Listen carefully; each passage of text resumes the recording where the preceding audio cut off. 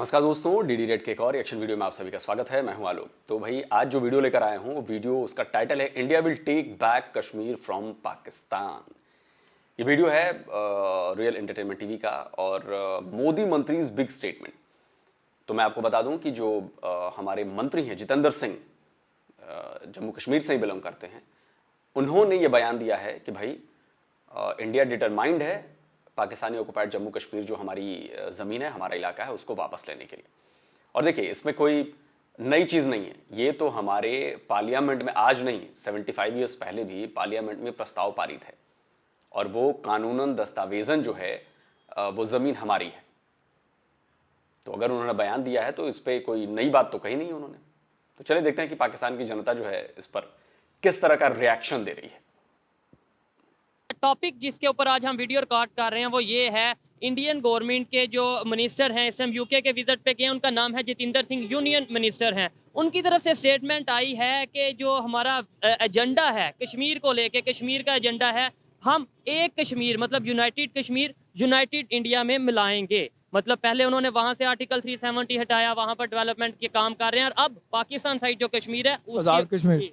देखिए, बात ये है कि हम कुछ नहीं करना चाहते कश्मीर के लिए, हम सिर्फ कश्मीर के नाम पर खाना चाह रहे हैं और वो खा रहे हैं सारे बैठे जिनका भी दाव लग रहा है। हम मतलब पाकिस्तानी है, पाकिस्तानी डेफिनेटली।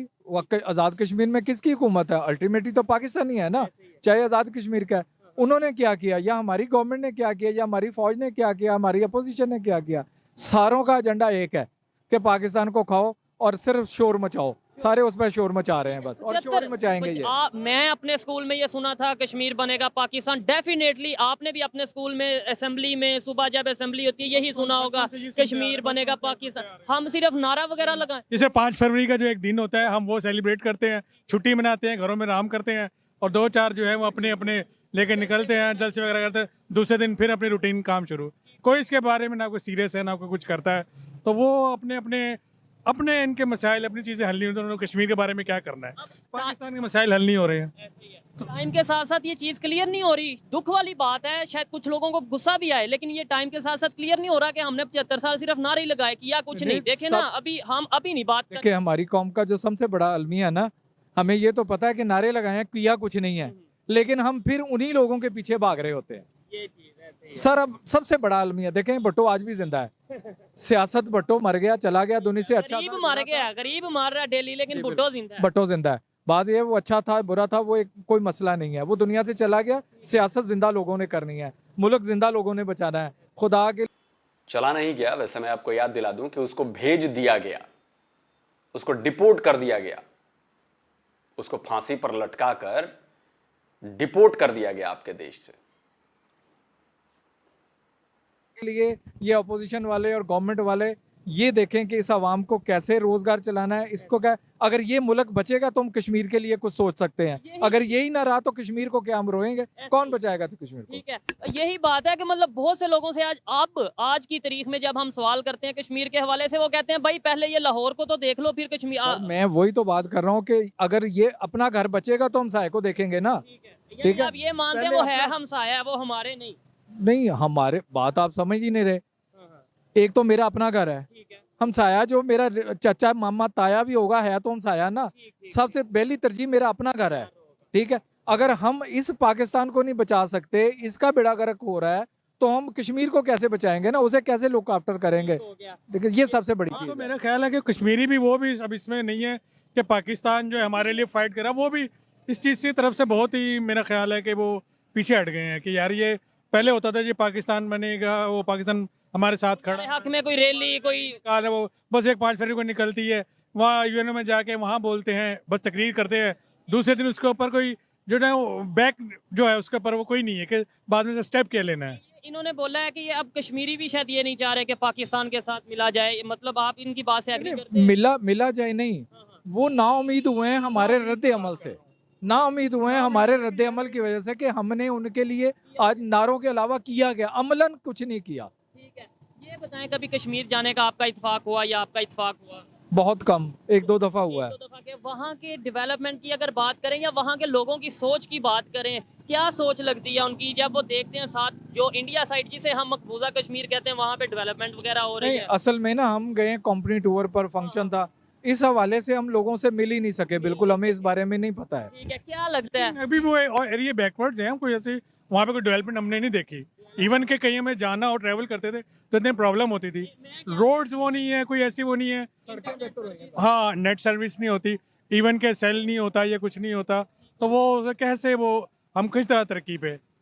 हमें नारा लगाना बड़ा अच्छा आता है, हमें जो है तकरीर करनी बहुत अच्छी आती है, लेकिन हमें इंटरनेट सर्विस प्रोवाइड करना नहीं शायद आता, हमें सड़कें देना नहीं आता, हमें स्कूल कॉलेज वगैरह बनाना नहीं आता। अभी बिलावल भुट्टो साहब जा रहे हैं इंडिया, कल या परसों जाएंगे एससीओ की मीटिंग। एससीओ का आपको पता होगा ग्रुप है जिसमें मुस्लिम कंट्रीज के वो शंघाई कॉर्पोरेशन जिसे कहते हैं, वहाँ पे उन्होंने बिलावल साहब का कहना है कि मैं जाके कश्मीर का इशू भी रेज करूंगा। आपको लगता है कुछ होगा? नहीं, जरूर डेफिनेटली वो रेज करेगा। देखें, वो सियासी बयानबाजी तो है ना, अगर नहीं करेगा तो यहाँ पर लोग उसके खिलाफ बोलेंगे कि जाके करा क्या। अच्छा, लेकिन देखें, बात शोर मचाने से नहीं, अमलतन हम इंडिया के खिलाफ क्या करते हैं, एक बात अमलतन हम क्या करते हैं, दूसरी बात कि हम प्रैक्टिकली हमारी फौज, देखें हमें सीधा होना पड़ेगा उनके साथ, जिस तरह वो कार्रवाइयाँ करते हैं हमें भी दिखाना पड़ेगा कि यार हम कुछ है। एग्जाम्पल के तौर पे कौन सी कार्रवाई उन्होंने की? कोई देखें, उन्होंने वक्तन फौक्तन हमारे बॉर्डर पे वो फायरिंग करते रहते हैं, बंदे मारते हैं, मतलब हम क्या करते हैं, हम सिर्फ हमारी army chief of army staff भी जाते हैं वहाँ पर, जो शहीद हुए हैं लोग हुए हैं उनसे मिलते हैं सबको। लेकिन मैं खबर सुनता हूँ मेन स्ट्रीम मीडिया पे, वो खबर ये सुनता हूँ, लेट्स सपोज अगर ये खबर मेन स्ट्रीम मीडिया पे डेफिनेटली ये चलती है इंडिया की तरफ से फायरिंग की गई, लेकिन साथ ही एक पट्टी भी चलती है कि हमने भी फायरिंग की और जवाबी कार्रवाई में 6 फौजी उनके जो उनसे वो बात ये है ना कि ये तो हमारी तरफ से कार्रवाई होती है ना, कि अगर ये कह दिया कि हमने कुछ नहीं किया तो लोगों को क्या पता, लेकिन अमलतन अगर कुछ किया जाए तो उसकी इतनी जरूरत नहीं है कि बनिया उठ के हमारे ऊपर अटैक करे। आपने ये बोला कि इंडिया के खिलाफ, देखिए ये है सोच जिसकी मैं बात करता हूं ना, जो नेगेटिविटी, जो नफरत भरी है ना, कि बनिया उठ के बात करे। अरे तुमने बनियाओं की ताकत देखी है ना 93,000 में, 71 में 93,000 घुटने टेक चुके थे ना। प्रैक्टिकल बात कीजिए ना, लॉजिकली बात कीजिए ना। बनियाओं में ताकत नहीं है तो 3 बार आपने अटैक किया हमारे ऊपर, कश्मीर ले लिया आपने हमसे। 84 में सियाचिन आपके हाथ से चला गया, वापस ले लिया आपने, ले लिया। बनियाओं में जरूरत नहीं है तो आपको अंदाजा नहीं है बनियाओं में क्या कर सकते हैं वो, अंदाजा नहीं है आपको, आपकी सोच से परे काम हो जाता है। और आगे भी होगा, देखिएगा आप। प्रैक्टिकली कुछ करने की जरूरत है। आप यही सोच अगर हम इसे इस साइड पे ले जाएंगे, भाई इंडिया जो कर रहा है उसे करने दो, हमें पाकिस्तान के हक में, पाकिस्तान की बेहतरी के लिए कुछ करने की जरूरत, मतलब किसी के खिलाफ जाने की बजाय अपने हक में जाना चाहिए, वो ज्यादा बेहतर नहीं हमारे लिए? मेरी बात सुने, वो एक अलग इशू है कि हमें अपने हिसाब से करना चाहिए, लेकिन अब दुश्मन के खिलाफ चुप करके तो नहीं बैठा जा सकता। कुरान में नमाज के बाद सबसे ज्यादा जिहाद का जिक्र है, और आज हम जिहाद को भूले बैठे हैं। वो जिहाद के अंदर भी अगर बात करें, जिहाद भी नफ्स, वो भी पहले अपने आप को, आप इस बात से एग्री करते हैं कि पहले अपने आप को तो अपने आप को बिल्कुल। अब देखें उनका मीडिया और वो जो मूवीज बनाते हैं कश्मीर के ऊपर, उसमें पाकिस्तानियों को वो टेररिस्ट दिखाते हैं कि हमारा जो है वो हम उनके हक में है। हम इस तरह के कोई प्रोग्राम बहुत कम होते हैं हमारे यहाँ पे, कोई इस बेस पे कोई टीवी पे चले या कोई मीडिया पे आए, कुछ आए, सिर्फ बयानबाजी और सत रहती है। यहाँ पे भी जब कोई भी अटैक होता है तो वो सबसे पहले इंडिया का नाम लिया जाता है, आपको नहीं लगता? नहीं, वो तो obviously बहुत कम। फिर हम किसका नाम कम लेते हैं? नाम लेते ही नहीं ना, हम तो टेररिस्ट पर बना देते हैं, यहाँ अफगानिस्तान पर डाल देते हैं। इंडिया का नाम, जिस तरह इंडिया खुलम खुला पाकिस्तान का नाम लेता है ना, हम नहीं लेते। देखें, ये इसी चीज पे सियासत की जाती है, उसमें बहुत सारे मफादात होते हैं। अरे तो खुल्लम खुल्ला नाम क्यों ना ले? खुल्लम खुल्ला जब आप शामिल हैं उसमें तो नाम ना लेने की कोई वजह तो बताइए। कसाब अपने 9 साथियों के साथ पाकिस्तान से आकर मुंबई पर अटैक करता है, 150 से ज्यादा लोगों की जान लेता है, तो हम इसमें नाम ना लें, है ना? 140 के करीब आपके पास यूएन डेजिग्नेटेड टेररिस्ट आपने पाले हुए हैं, जो यूएन में डेजिग्नेट किए गए हैं एज ए टेररिस्ट। हम खुल्लम खुल्ला नाम ना लें। जकीउर रहमान लखवी, हाफिज सईद, मौलाना मसूद अजहर दुनिया के माने हुए टेररिस्ट हैं, डॉक्यूमेंटेड टेररिस्ट हैं, वो आपके आए, हम आपको खुल्लम खुल्ला नाम ना लें। वो मक्की, रहमान मक्की, जो शामिल था हमारे यहां आतंकवादी कार्रवाई में, जिसे अभी यूनाइटेड नेशन ने टेररिस्ट डेजिग्नेट किया है, हम खुल्ला खुल्लम नाम न ले। ओसामा बिन लादेन आपके यहां मिलता है, दुनिया का सबसे बड़ा आतंकवादी, जो आपके लिए हीरो है, हम खुल्लम खुल्ला नाम न ले। आपके यहां से प्रॉक्सी वॉर की जाती है, हम खुल्लम खुल्ला नाम ना लें। वाह जी वाह। आप बताइए इंडिया की तरफ से ऐसे कितने डेजिग्नेटेड टेररिस्ट हैं जो यूएन में रजिस्टर्ड हैं, डेजिग्नेट किए गए यूएन की तरफ से? एक भी नहीं मिलेगा आपको। बात करते हैं सैयद सलाउद्दीन खुलेआम आके पाकिस्तान की जमीन से भारत को तबाह करने की धमकी देता है, खुल्लम खुल्ला हम ना बोलें जी। वाह वाह वाह वाह वाह। यही चीजें देखें जी, पब्लिक की ओपिनियन है। आप सर अंकल जी कुछ बोलना चाहेंगे? अभी इंडिया के एक मिनिस्टर हैं, उनकी तरफ से स्टेटमेंट आई है कि हम कश्मीर एजेंडे के ऊपर अब प्रॉपर वर्क करेंगे। जो हमारा कश्मीर एजेंडा है कि उसे एक करना है, यानी कश्मीर एक है और उसे इंडिया के साथ मिलाना है। पहले उन्होंने वहां से आर्टिकल 370 हटाया, डेवलपमेंट के काम किए, दुनिया देख रही है, एससीओ की उधर G20 की मीटिंग हो रही है। अब वो उनकी नज़र क्या पाकिस्तान साइड कश्मीर पे है? क्या कहना चाहेंगे? जी, ये सारी ज़िंदगी नहीं हो सकता, ना कश्मीर इंडिया ले सकता है, ना पाकिस्तान कश्मीर ले सकता है। ये क्या मतलब ये बीच में ही रहेंगे कश्मीर वाले? ये सारी ज़िंदगी ऐसी रहेंगे, ये कुछ भी नहीं हो सकता। ये सियासतदान हमारे चाहें तो हो सकता है, ये सियासत चाहते नहीं है ये हो जाए। सर आप इस बात से एग्री करते हैं? उन्होंने कहा कि ये बीच में ना पाकिस्तान कश्मीर ले सकता है ना। ये 75-76 साल हो गए हैं कश्मीर, ये शोर मच रहा है पहले दिन से, ठीक है। ये आइंदा भी यही काम होता रहेगा। आप एग्री करते ये चीज जो है ना शुरू से ही, जब ये इन्होंने डिवाइड किया था उस वक्त इन्होंने एक ये बीच में इन्होंने छोड़ा था इशू कि ताकि इंडिया और पाकिस्तान कभी एक ना हो, लड़ते रहेंगे, वो इसी इसके पीछे लड़ते रहते हैं, और ये जो ना वो मिनिस्टर इसका होने देंगे ना उसका होने जो देंगे। मिनिस्टर ने स्टेटमेंट दिया, उन्होंने वो पास्ट की भी बात किया। उन्होंने कहा है कि अगर जवाहरलाल नेहरू चाहते, वो उस टाइम पे ही, जैसे सरदार पटेल जो उस टाइम के उनके होम मिनिस्टर थे, तो वो अगर इस तरीके से ध्यान देते जैसे दूसरी स्टेट प्रिंसिपल स्टेट के ऊपर ध्यान दिया है, तो शायद कश्मीर का इशू आता ही ना। और आज हम इस तरीके से हर बात पे कभी बिलावल साहब की तरफ से कभी वहां से स्टेटमेंट ना जाती, बिल्कुल। मतलब उस टाइम पे ये इशू क्रिएट ही ना किया ना जाता बोले, लेकिन वो थे ही नहीं। वो तो चाहते थे कि वो लेकिन रूल एंड वाइट इनको आपस में लड़ते रहे, गोरे चाहते शिव गोरे चाहते, तो उसके बाद इन्होंने भी कभी कोई जो है ना बोल्ड स्टेप नहीं उठाया ना उनकी तरफ से ना इनकी तरफ से। कश्मीर का इशू रहे, हमारा असला बिकता रहे। ओ भाईजान, हमारे जो मिनिस्टर नहीं, आपने असला खरीदने का फैसला करना है या मैंने करना है?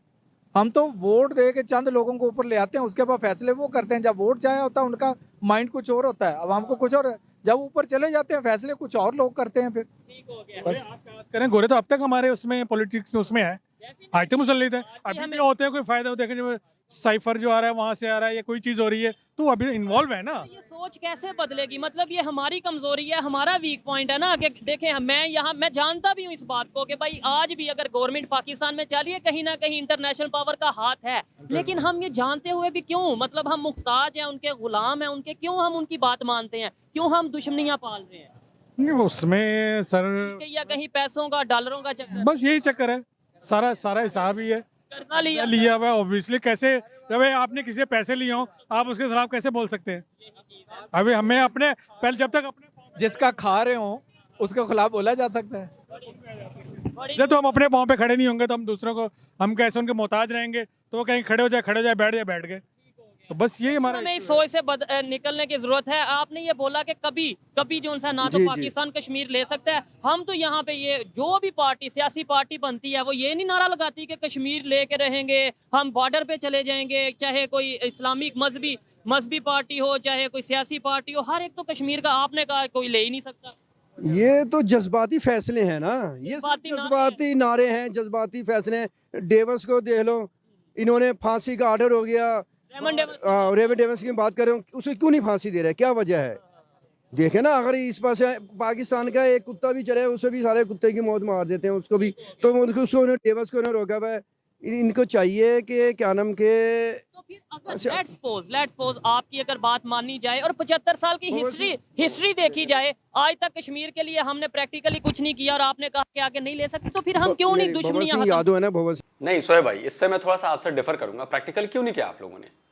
प्रैक्टिकली आप लोगों ने 3 बार अटैक किया है कश्मीर के लिए, ये क्यों भूल जाते हैं आप भाई? 48 की लड़ाई, 65 की लड़ाई, 99 की लड़ाई, ये 3 तो बिल्कुल कश्मीर के लिए हुई हैं।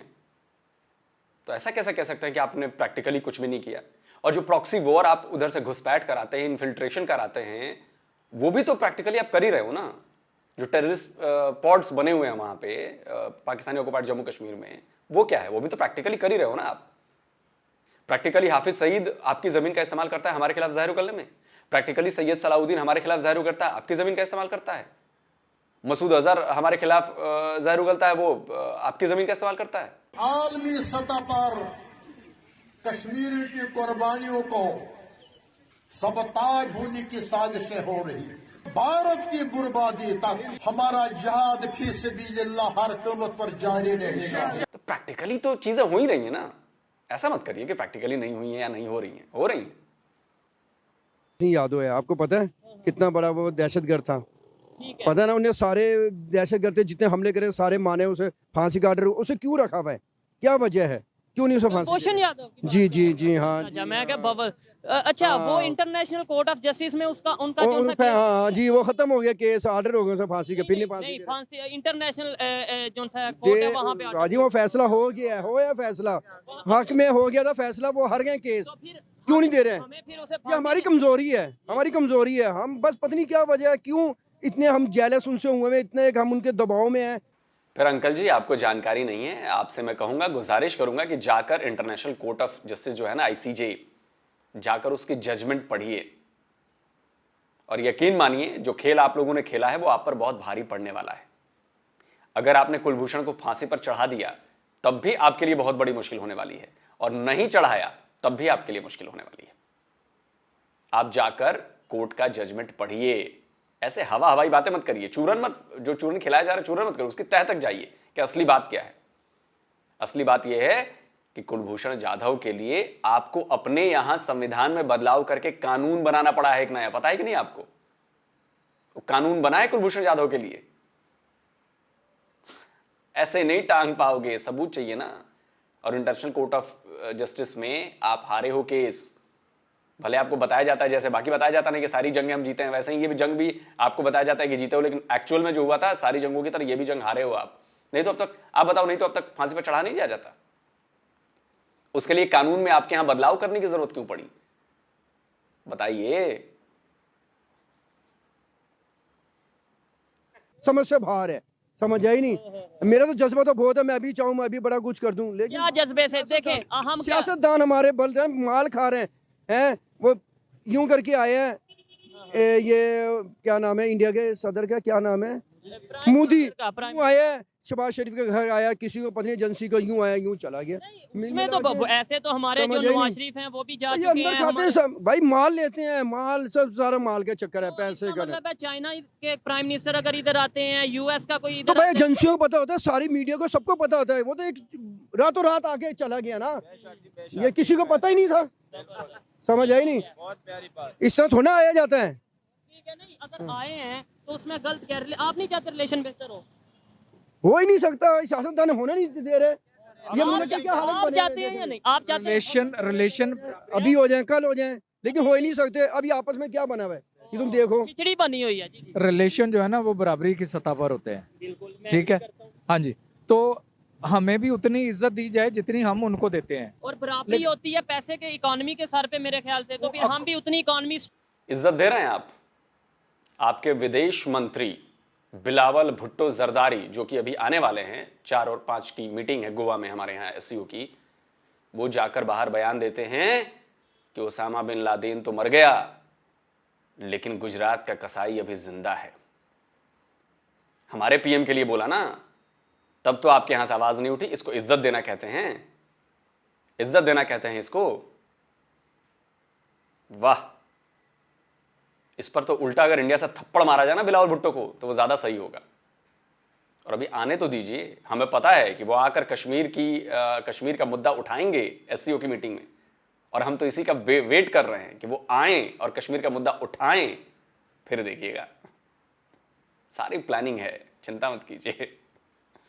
स्ट्रॉन्ग करें जितनी उनकी है। नहीं, डेफिनेटली करनी चाहिए हमें ये, लेकिन देखें ना पॉलिसी मेकिंग जो है ना वो तो चंद लोग करते हैं। ये आप आवाम में लेकर आ रहे हैं, ये सारे पिसे हुए लोग हैं हम लोग। देखें, मेरा अपना एक पॉइंट ऑफ व्यू है, आपकी बात से एग्री करता हूँ कि पॉलिसी वो बनाते हैं, लेकिन मेरे भाई क्या हम उन्हें वोट दे के नहीं असेंबलियों में भेजते? अगर हमारी सोच बदलेगी तो उनकी सोच बदलेगी। यही तो आपको बात बता रहा हूँ कि सिस्टम ये है।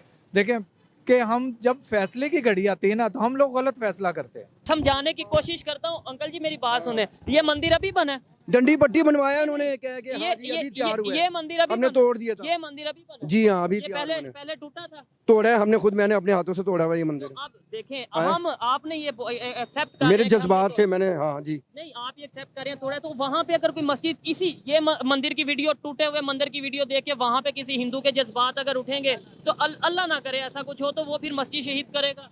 देखें मेरी और इन्होंने मंदिर ढाया, उससे पहले कुछ हुआ तो ये हुआ ना, देखे ना बाबरी मस्जिद का जो फैसला आया उसके रिस्पॉन्स में हुआ ना। एक और चीज आपको क्लियर करें, ये हाँ। देखें, वो जो मेट्रो की वो जो पुल जा रहा है, इसकी वजह से कितने रास्ते में जो सी बिल्डिंग्स आई थी, जो से मजार वगैरह आए थे, जिन्हें कोई थोड़ा सा मजार नहीं साइड आया पे था, किया बिल्डिंग गया- आई थी साइड यहाँ पे किया गया बिल्डिंग। जी हाँ करा ऐसे गया। ही वहाँ पे उनका ये स्टांस है, वो ये कहते हैं कि अगर मस्जिदें वहाँ से हटाई गई हैं और मंदिर भी साथ वहाँ से हटाए गए, जो 6 मस्जिदों की बात की उसके साथ वहाँ पे मंदिर हटाए गए हैं, वो वहाँ से रोड गुजरना था, कोई पुल गुजरना था। अच्छा एक बात बताइए, बाबरी मस्जिद कहाँ का मसला था, इंडिया का कि पाकिस्तान का?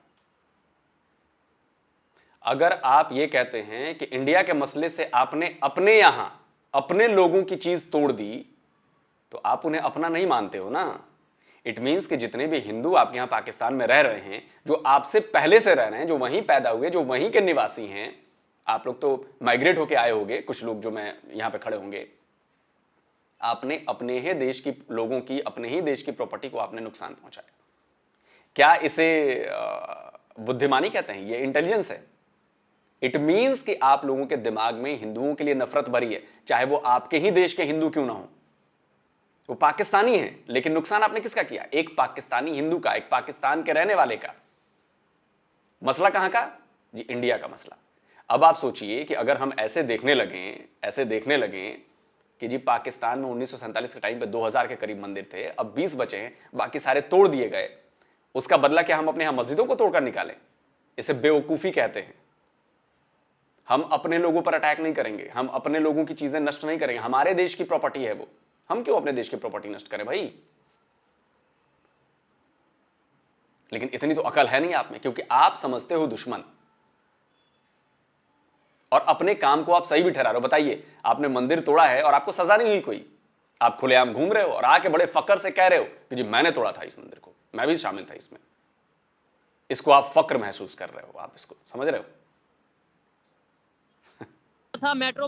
ये आगे लगाना, ये ऊपर चढ़ के मीनार तोड़ना, ये कुछ देखे ना। बातें हैं, आप जिस बात को मर्जी जो है ना घुमा ले, जैसे जिस जो मर्जी रंग दे ले।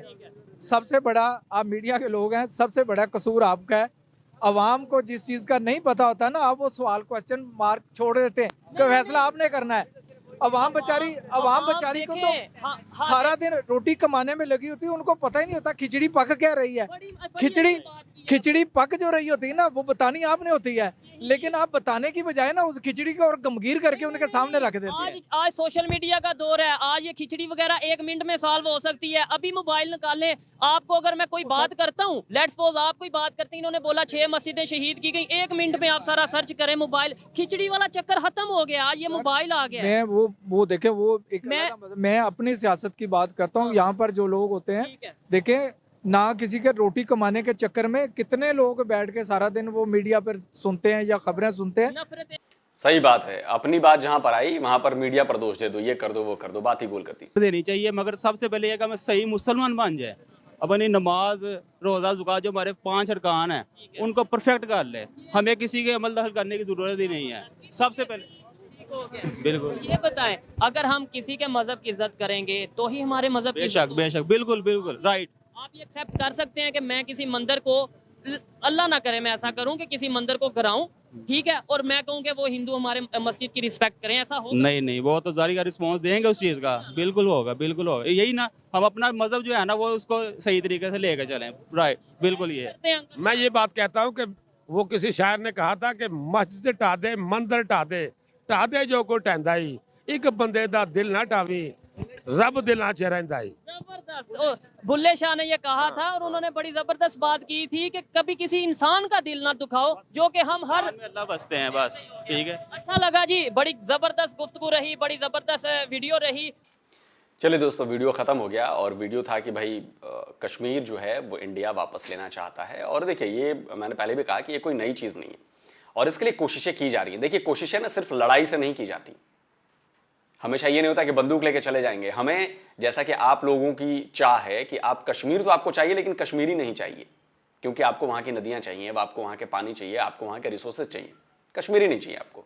खैर, अब तो कश्मीरी भी समझ गए हैं कि आपने जो चूरन खिलाया 75 ईयर्स में, वो चूरन किस हद तक प्रोपेगेंडा है, वो समझ चुके हैं और वो जानते हैं।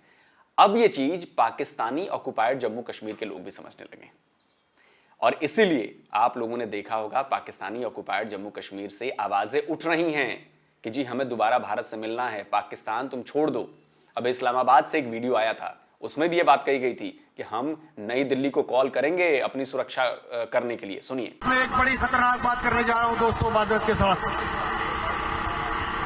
मैं इस्लामाबाद की अशराफिया को खबरदार कर रहा हूं, बखदा ख्वाहिश की बात नहीं कर रहा हूं। मैं खुदा की कसम करके कहता हूं, अपनी किसी ख्वाहिश की बात नहीं कर रहा हूं।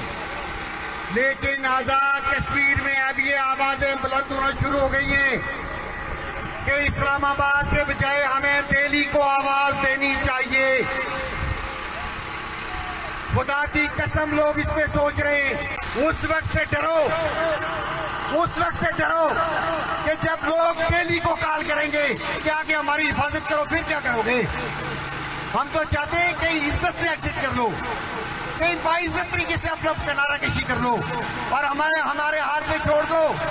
हमारे वसाइल पे अगर हमें इख्तियार मिल जाए, हमें आपसे कुछ भी नहीं चाहिए, कोई सब्सिडी नहीं चाहिए, कोई वफाद नहीं चाहिए आपसे, बल्कि हमें कोई बाई रोड रिश्ता भी नहीं चाहिए। भाई ये रिश्ता तो कब से बंद किया हुआ इसने। ऐसे ही अभी कुछ दिनों पहले वहां पर प्रोटेस्ट भी हो रहे थे पाकिस्तानी ऑक्युपाइड जम्मू कश्मीर में, और वहां से ये खबरें आई थी कि ये बॉर्डर तोड़ दो, पुराने रिश्ते जोड़ दो, करगिल वाला रास्ता खोल दो।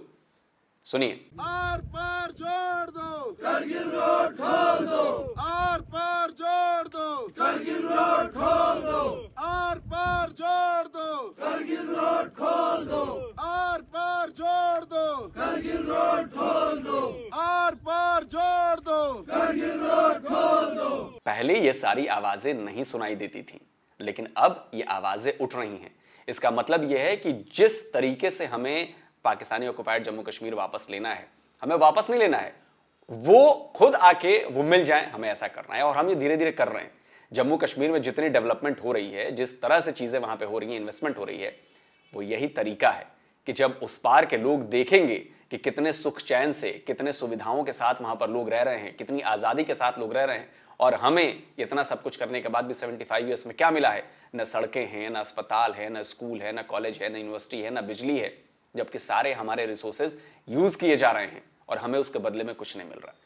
तो पाकिस्तानी ऑक्युपाइड जम्मू कश्मीर के लोग जो हैं, वो धीरे धीरे इन बातों को समझने लगे हैं, आवाजें उठने लगी हैं, और यही आवाजें जाकर आगे चलकर बड़ी होंगी। वो 5 साल में हो, 10 साल में हो, 20 साल में हो, लेकिन हमारा यह काम है कि वो उन आवाजों को बड़ा करना, उनको अपने हक की पहचान कराना कि आपका हक है ये, जो हक आपको नहीं मिल रहा है। और अब चूंकि 5G का जमाना आ गया है, भले आप वहां पे इंटरनेट ना दे रहे हों, लेकिन पाकिस्तानी ऑक्युपाइड जम्मू कश्मीर के जो बाकी लीडर्स हैं, कुछ लोग हैं जो बाहर बैठे हुए हैं, उनके पास सारी खबरें पहुंचती हैं। वो सारी खबरें वहां के लोगों को ग्राउंड तक पहुंचाते हैं कि देखिए आपको क्या मिल रहा है। आपको मिल रहा है 150 रुपए किलो आटा, वहां पर 30 रुपए किलो। आपको मिल रहा है 300 रुपए लीटर पेट्रोल, वहां पर मिल रहा है 90 रुपए लीटर पेट्रोल।